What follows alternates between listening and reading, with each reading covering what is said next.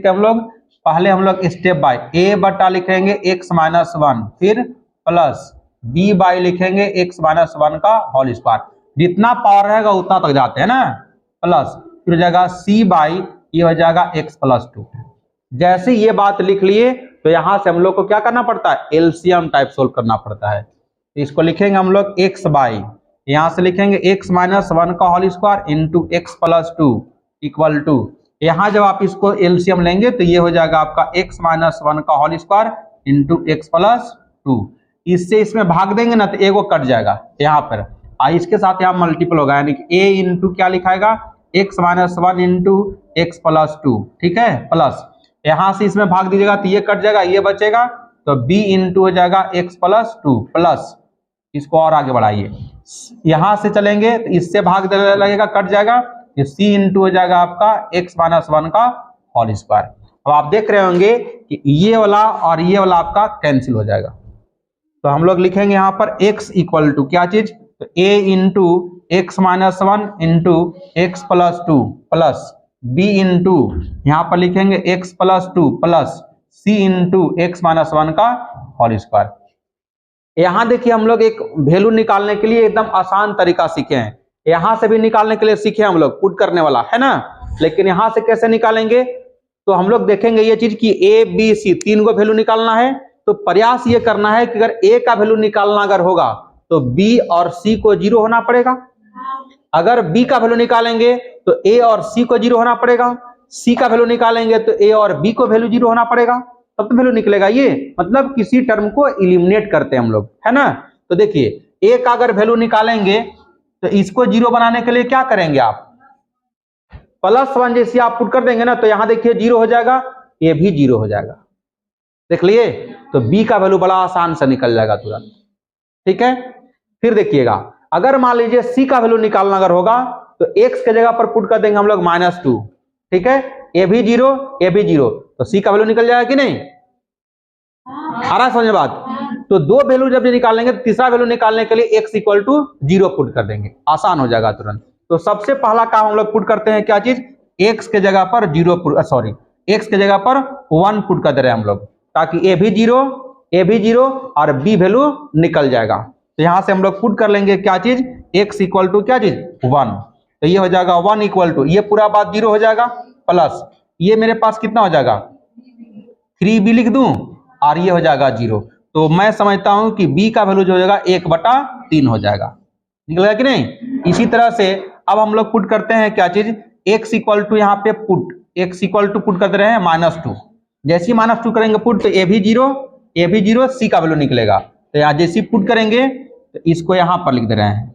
ये हो जाएगा आपका -2 इक्वल टू, ये बात हो जाएगा 0 प्लस a भी 0 प्लस, यहां जब चलेंगे तो c इंटू -2 -1 का होल स्क्वायर हो जाएगा, यानी -2 इक्वल टू यहाँ पर कितना आ जाएगा c इंटू ये हो जाएगा 3 ना, -3 और इसको स्क्वायर किया तो हो जाएगा 9, यानी c का वैल्यू हो जाएगा -2/9, 2/9 c का वैल्यू निकल गया कि नहीं। अब किसका पुट करेंगे हम लोग, x इक्वल टू 0 पुट कर देते हैं, यहां से पुट, ये 5 नंबर में सवाल आएगा x इक्वल टू 0, जैसे पुट किया 0 तो ये हो जाएगा 0 इक्वल टू, यहां पर कितना हो जाएगा a इंटू -1 इंटू 2 हो जाएगा, प्लस यहाँ पे b इंटू 2 और यहां पर कितना हो जाएगा प्लस, यहां c क्या लिख दूं, क्योंकि -1 बचेगा, -1 का स्क्वायर कीजिएगा तो 1 गुने c। अब देखिए a का वैल्यू मेरे पास नहीं है, b का वैल्यू पता है और c का वैल्यू पता है, पुट कर देंगे तो ये हो जाएगा 0 इक्वल टू, ये तो हो जाएगा आपका कितना माइनस में हो जाएगा 2a, यहाँ पे हो जाएगा आपका b का वैल्यू आ गया है ना, तो 2/3 लिख दे रहा हूं और इसका वैल्यू लिख दे रहे हैं माइनस में 2/9, हमको निकालना है किसका, a का वैल्यू, तो ये हो जाएगा 2a इक्वल टू कितना, तो 2/3 माइनस 2/9, सोल्व कीजिएगा यहां से, तो 2a इक्वल टू डायरेक्ट इसको कर दें 9 हो जाएगा इसका एलसीएम ना, तो ये हो जाएगा आपका 6 माइनस ये कितना हो जाएगा 2, यानी 2a इक्वल टू हो जाएगा आपका 4/9, यानी a का वैल्यू जब निकालेंगे तो ये हो जाएगा 2/9, क्या गया वैल्यू सब का वैल्यू निकल गया। तो यहाँ ये बारी बारी से अब 5 नंबर का सवाल है ये। 5 नंबर लायक इसको बनाने का प्रयास करेंगे। x dx बाई लिख लेंगे x माइनस 1 का whole square into x plus 2 equal to integration यहां से a का वैल्यू कितना आया है 2/9। तो लिख लीजिए यहाँ 2/9 इधर बाहर कर ले रहे हैं dx बाई कितना है तो x माइनस 1 प्लस b का वैल्यू कितना आया है b का वैल्यू है आपका 1/3। तो 1/3 लिख लीजिए और ये हो जाएगा dx बाई x माइनस 1 का होल स्क्वायर प्लस c का वैल्यू कितना है 2 c का वैल्यू कहां पर है c का वैल्यू -2/9। इसको कहते रहे हैं -2/9 और ये हो जाएगा dx बटा x प्लस 2। अब कर लीजिए इंटीग्रेशन 2/9 ये हो जाएगा आपका log mod x minus 1 plus 1/3। ये देखिए x टाइप का है ना पावर में, इसको ऊपर ले जाइए। तो एक बार लिख देता हूं x माइनस 1 के पावर -2 dx